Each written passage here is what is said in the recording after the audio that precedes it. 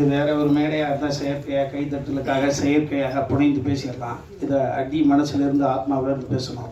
கொஞ்சமாக பேசினா போதும். படம் கூடிய சீக்கிரம் அது தயாரிப்பாளர் சொல்லுவாங்க, அந்த ரிலீஸ் தேதியை தம்பி சொல்லுவார். அதனால் இது நான் சொல்ல ஆசைப்பட்டதை மரியாதைக்குரிய ராஜகோபால் சார் சொல்லிட்டாங்க.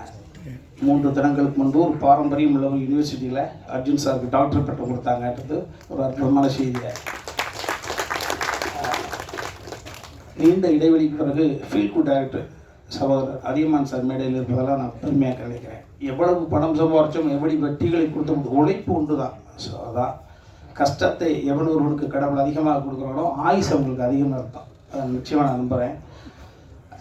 நீண்ட இடைவெளிக்கு பிறகு சக இயக்குநர்களை மேலே பார்ப்பது சந்தோஷம். அதெல்லாம் தாண்டி ஒரு 77 to 87 10 வருட காலம் இந்த பூமியில் ஆட்சி செய்த ஒரு நாள் ஒரு மருந்துக்கு கூட சிறைக்கு போகாதவர்கள், மிகப்பெரிய புரட்சித்தலைவர் புகழை மிகப்பெரிய ஒரு கவசமாக இருந்து காத்த ஆரம்பி ஐயா அவர்களுடைய அருமை மருமகன், சுய ஒழுக்க சிந்தனையாளர், நேர்மையின் உச்சம், எல்லாரும் சேர்ந்து வந்து அமர்ந்திருப்பதை போல சத்யஜோதி தியாகராஜன் ஐயா வந்து அமர்ந்திருப்பதை நான் நினைக்கிறேன். இது எம்ஜிஆர் நீங்களே, ஆரம்பியப்பன் ஐயாவும் நீங்களே, எல்லோரும் நீங்களே. மகிழ்ச்சி ஐயா. எனது மகன் உமாபதி இயக்குநராக பரிமாறிக்கக்கூடிய இந்த விழாவிலே நீங்கள் வந்து அமர்ந்திருப்பது, இவ்வளவு நேரம் அமர்ந்திருப்பது நான் கூட நினச்சேன் பேச்சுட்டோட நம்பிடலாம். ஆனால் நீங்கள் ஆசைப்பட்டு அமர்ந்திருக்கிறீங்க, மறக்க மாட்டேங்க. உங்களுடைய பொன்னான நேரம் ஒரு குடும்ப விழாவிலிருந்து வந்து உங்களுடைய பிள்ளையை ஆராதனை பண்ணுறீங்க, ஆசீர்வாதம் பண்ணுறீங்க. வாழ்க்கையில் எந்த நிகழ்ச்சியும் மறக்க மாட்டேன். ரொம்ப மகிழ்ச்சிங்க ஐயா. அடுத்ததாக நான் ஃப்ளோவாக பேசுகிறதில்ல. தம்பி சுரேஷ் காமாட்சி வந்து இந்த கதையை தம்பி வெற்றி குமரன் சொன்னதை போல் ஒரே சந்திப்பு 2 மணி நேரம் படத்தை இப்படி ஓட்டி ஒரு சந்திப்பில் காமிச்ச தம்பி அண்ணன் அடுத்து என்ன பண்ண போகிறீங்க நம்மள திரும்பவும் சொல்லுகிறேன், இது சபைக்காக கிடையாது. இந்த கதை உருவானதற்கான காரணம், நான் சின்ன வயசில் என்னை விட வயதில் மூத்தவர்கள், என்னை விட இந்த பூமியை முதல்ல பார்த்தவர்கள், அவர்கள்ட்ட பார்த்த உடனே, அது குறிப்பாக கிழவிகளாக இருந்தால் கிழவனாக இருந்தால் 10-12 வயசில் அருகில் அமர்ந்து சுருங்கி போன தசையை தடை விட்டு அவருடைய வாழ்க்கையை நான் கேட்பேன். தாத்தாவுக்கு உனக்கு எத்தனை மாதிரி சண்டை பிடிச்சி, ஃபஸ்ட் நைட்டே நினச்சா இல்லை கொஞ்சம் 5 நாள் சேர்ந்து நினச்சா, சண்டை போட்டு பிரிஞ்சது பிறகு யார் முதல்ல போய் பேசுவாங்க? அப்படியா? ஓஹோ. இப்படி அந்த மலரும் நினைவுகளை கிளறி விட்டு அப்படியே கொட்ட வச்சிருவோம். கட்ட கட்ட கட்ட பேச்சு துணைக்கு ஆளாமல் இருக்கக்கூடிய பெரியவர்களிடம் பேசுகிற பொழுது அவர்கள் வாழ்ந்த வாழ்க்கையை வரிசைப்படுத்திடுவாங்க. ஸோ அது இளம் பிராயத்தில் எனக்கு ஒரு கருத்து. அதனால தான் வாய் திறந்தால் பேசக்கூடிய சக்தி இருந்ததுன்னா அந்த இதெல்லாம் இந்த ஸ்டோரேஜ். அதற்கு பிறகு ஓரளவு இந்த திரையுலகம் எனக்கு ஒரு சிறிய பெயரை கொடுத்த பிறகு, சகோதரர் பிரபுசாலமன் மூலமாக ஒரு பெயர் எனக்கு கிடைத்த பிறகு, நான் என்னை பார்க்கக்கூடிய பெரிய தொழிலதிபர்களாக நான் அவுட் ஆஃப் சப்ஜெக்ட் பேசுகிற பொழுது, தத்துவம் பேசுகிற பொழுது அப்படி மடை திறந்த விளம்பரம் உண்மையை கொட்டிடுறாங்க. அது தனுசு ராசி, மீன இலக்கணம், போராடம், அது நம்ம தான் தோணுது, எல்லாம் சொல்லிடுவாங்க. அப்படி நிறைய தொழிலதிபர்களுடைய கதையை நான் கேட்கிற பொழுது, ஒரு குறிப்பிட்ட ஒரு தொழிலதிபர் மனிதன் புனிதராக இருக்கக்கூடிய ஒரு அற்புதமான ஒரு ஆத்மா, அவருடைய நினைவுகள், அவர் வாழ்ந்த வாழ்க்கையை, அவர் ஒட்டுமொத்த ரகசியத்தையும் பச்சை குழந்தை போல இளநிக்கு இருக்கக்கூடிய தண்ணி போல அப்படி கொட்டி தீர்த்தாரு. அது உள்ளுக்குள்ள இருந்தது. சரி, இது எப்பாவது வடிவப்படுத்தணுமே அப்படின்னு நினைக்கிற பொழுதுதான் எனது தாய் எனக்கு கொடுக்கவில்லை. ஆனால் இன்னொரு தாய்க்கு பிறந்து எனக்கு தம்பியாக இருந்து என்னை தாங்கி பிடித்து கொண்டிருக்கக்கூடிய என் வாழ்க்கையினுடைய மிச்சம் உச்சம் எல்லாமே சமுத்திரக்கனி தான். அதை எல்லா இடத்துலையும் சொல்லுவேன்.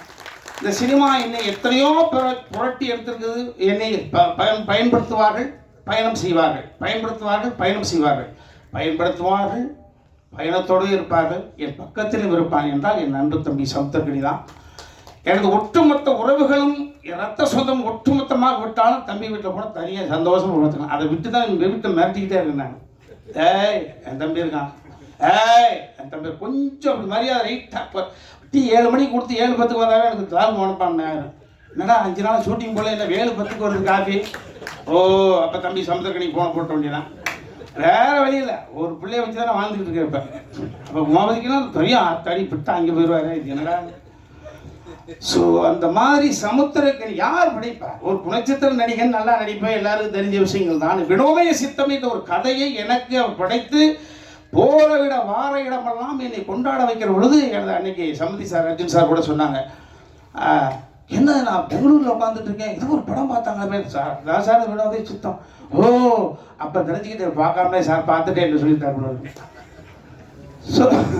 ஸோ அந்த வினோதய சித்தத்தை தம்பி சமுத்திரக்கனி படைக்காமல் கொடுக்காமல் இருந்திருந்தால் நிச்சயமாக இந்த கதையை வடிவப்படுத்திருக்க முடியாது, வாய்ப்பே கிடையாது. ஸோ எப்படி பார்த்தாலும் பிள்ளையார் சொல்லி 786 சிலுவை குறி 3 குறிகளும் சேர்ந்தாலும் கூட இந்த கதையினுடைய அடி நாதம் என்பது தம்பி சமுத்திரக்கனி என்னை வைத்து எழுதி அதை வெற்றிப்படமாக மாற்றி 22 காட்சி 19 நாட்கள் அபரிதமான ஒரு படத்தை வினோதய சித்தம் என்பது பார்த்தா கொடுத்துச்சு. அந்த தம்பி கொடுத்ததுக்கு பிறகுதான் எல்லா நேரத்திலையும் என்னுடைய பசிக்கு அடுத்தவங்களே சமைச்சு கொண்டு வருவாங்களா? இப்போ பொண்டாட்டி ஊருக்கு போயிட்டு நான் தானே சமைக்கணும்.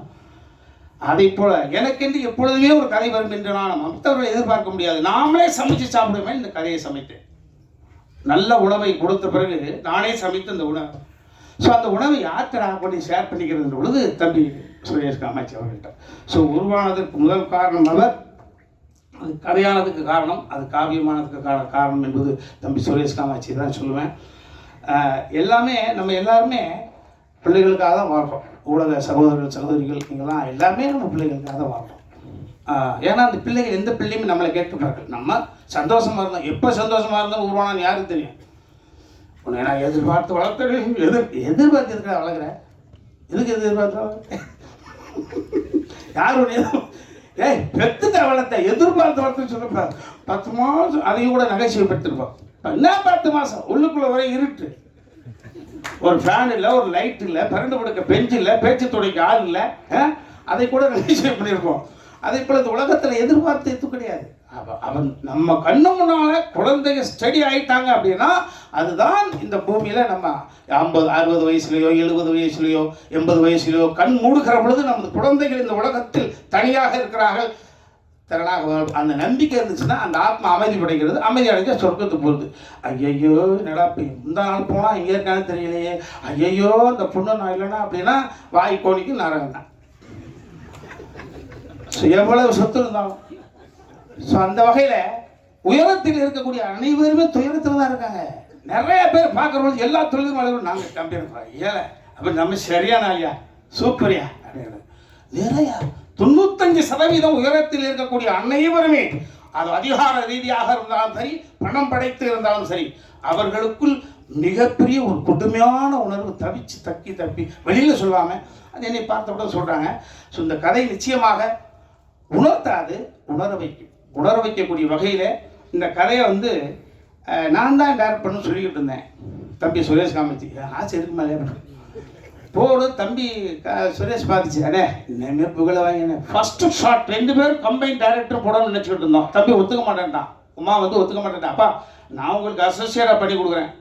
ஆனால் ஃபஸ்ட்டு டே என்னடா நான் த்ரூட்டாக நினைக்கிறேன்டா, நான் ஆக்சிடென்ட் கிச்சனாக மூஞ்சி கோடிடும்டா, கொஞ்சம் நான் ஓய்வு எடுக்கிற அப்படியே 2 பேரும் நான் த்ரூட்டாக நடிக்க போகிறேன். தம்பி அண்ணன் நடிக்க போது உனக்கு என்ன பிரச்சனை இல்லைப்பா, டைவெர்ட் ஆகக்கூடாது அப்படின்றபோது இப்போ சுப்பிரமணியபுரம் என்ற ஒரு படத்தினுடைய விஷயம். சுப்பிரமணியபுரம் என்ற படத்தில் தம்பி நீ என்னுடைய மகன் இருந்தால் யாரும் பார்க்க மாட்டாங்க, உன்னோட தனித்தன்மை என்ன இருக்குது, அவன் தனித்தன்மை ப்ரூவ் பண்ணால் மட்டும்தான் அவன் மீது ஒரு மரியாதை வரும். ஸோ அந்த வகையில் சுப்பிரமணியபுரம் என்ற படம் அந்த படத்தில் அவன் தானப்பா டைரக்டரு, அப்போ ஹீரோ ஒத்துட்டாங்க. அப்போ தனித்தன்மை பொறுப்புணுவதற்கான ஒரு விஷயம் இதையெல்லாம் தம்பி சுரேஷ் காமாட்சி உள்வாங்கி அண்ணன் அழகாக பண்ணுது தம்பி, நீங்கள் ஒத்துக்க மாட்டேங்கண்ணா தம்பி ஒரே நிமிஷத்தில் பேசி ஒர்க் அவுட் பண்ணி என்னை இயக்குநராக கொண்டு வந்திருக்காப்புல. அப்போ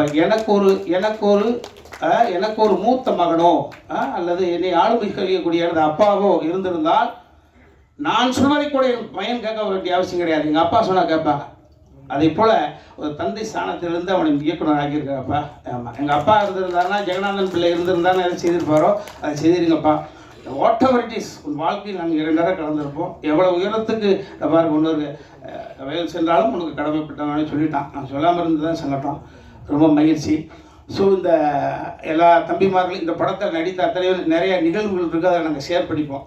ஆமாம், மீண்டும் நான் சொன்னால் செயற்கையாக இருக்கும். இந்த படம் நிறைவாக வந்திருக்கு, எனக்கு பிடிச்சிருக்கு. ஆமாம், அது எனக்கு பிடிச்சிருக்குன்ற காரணத்தினால தான் இவ்வளோ நேரம் சிரித்தேன். முகம் நல்லா இருக்குது. என் மனைவி வந்திருக்காங்க.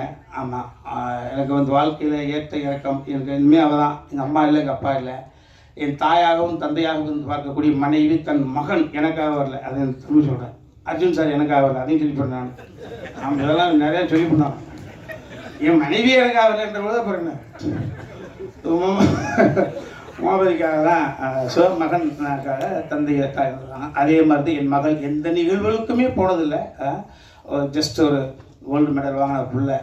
ஆமாம், அது வந்திருக்கு. என் மருமகன் மேலே உட்காந்துருக்காரு. அந்த வாய்ப்பு கிடைச்சிச்சு. அவரே ஒரு 2 சீல் நடிக்க வச்சுக்கிட்டோம். போட்டு லாக் பண்ணி வச்சுருந்தோம் மாதிரியா. ஆமாம் ஆமாம். அதே மாதிரி எங்களுடைய இன்னொரு மகள், எங்கள் குடும்பத்துக்கு வந்த ஐஸ்வர்யம், பெரிய பெரிய கொடை, காலம் எங்களுக்கு கொடுத்த கொடை, ஒரு 6-7 மொழிகள் பேசக்கூடிய அளவுக்கு வல்லமை. புரட்சி தலைவி ஜெயலலிதா அம்மாவுக்கு பிறகு பல மொழிகள் பேசக்கூடிய சீதா பயணம் என்ற ஒரு படத்தை அவங்களுக்காக வச்சு மிக பிரமாண்டமான படைப்பை, தனது மகளுக்காக ஒரு படைப்பை எடுத்திருக்காங்க அர்ஜுன் சார். ஆமாம், அவருடைய உடன்பிறந்த தங்கை அஞ்சனா பாப்பா வந்திருக்காங்க. இது ஒரு அற்புதமான குடும்ப விழா. அதை இனி பல வருடங்களாக பார்த்துருக்குறீங்க. எனக்கு அன்பு தம்பி சமத்திற்கு நீங்கள் 5:30 மணி ஃப்ளைட் பிடிச்சி பிள்ளை ஓடி வந்து உட்காந்துட்டுருக்கு. ரொம்ப மேலே சொல்கிற மாதிரி எல்லோருமே நல்லவர்கள் மாதிரி, நல்லவர்களெல்லாம் சேர்ந்து ஒரு காரியத்தை செய்கிறோம். அது நல்லதாகவே நடக்கும். அந்த நல்லதை உங்களோட மட்டும்தான் நாங்கள் செய்வோம்.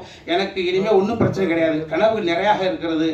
இந்த அவையில் அமைந்திருக்கக்கூடியவர்களுடைய துயரத்தில் ஷேர் பண்ணிக்கொண்டு நிறைய நாள் கனவு. இப்போ தான் மகனுக்கு கல்யாணம் ஆகிருக்கு. நான் வல்லமை கொண்டவனாக எனக்கு இருக்கிற பொழுது நிச்சயமாக அதை உங்களோட நான் ஷேர் பண்ணிப்பேன். ஏன்னா உலகம் இவ்வளோதான், எவனுக்கு எப்போ எதுன்னே தெரியாது. இந்த படம் நிச்சயமாக இந்த ராஜா கிளி கூண்டுக்குள்ளே இருந்துச்சு. இப்போ ஒரு அற்புதமான தருணத்தில் கூண்டு விட்டு வெளியில் வந்து பறக்குது. மறுபடியும் எங்கள் ஐயா சொன்ன மாதிரி தான் தங்க கிளியாக பவனி வர எல்லாம் இந்த இறைவனை பிரார்த்தனை பண்ணிக்கிறேன். யாரையாவது விட்டுருந்தால் நிறைய மேடைகள் இருக்கு, அங்கே பேச போகிறோம். சேனலில் விடாது. அதனால் யாராவது விட்டுருந்தா பண்ணிக்க, அப்போ ஃபோன் போட்டு அழுகாதீங்களா மகிழ்ச்சி. அப்புறம் என்னையும் ஒரு நாயகனாக ஒத்துக்கிட்டு இந்த பாடல்களுக்கு நடிப்பதற்கு ஒத்துக்கிட்டு அந்த பொண்ணுங்களாம் எதற்கா? ஐயோ இல்லை, சினிமா அப்படி இல்லை. இப்போ அதில் அனுபவம் தான். அந்த அனுபவங்கள் உள்வாங்கிக்கிறது. பெர்ஃபார்ம் என் மேலே எனக்கு நம்பிக்கை இருக்கா? நான் எப்படி ஒரு அரவிந்த் சாமி சாருக்கு எனக்கு என்ன பெரிய ஒரு 45 வயசாக வித்தியாசம். என் மீது உள்ள நம்பிக்கை அவருக்கு தந்தையாக நடித்தேன். அதே போல் எனக்கு அற்புதமான சகோதரி சொன்னாங்க ப்ரெஷ்ஷில், ராஜா இங்கே கிளிகள் எங்கே, ராஜா இங்கே கிளிகள் இங்கே. இன்னும் 2 கிளி இருக்குது.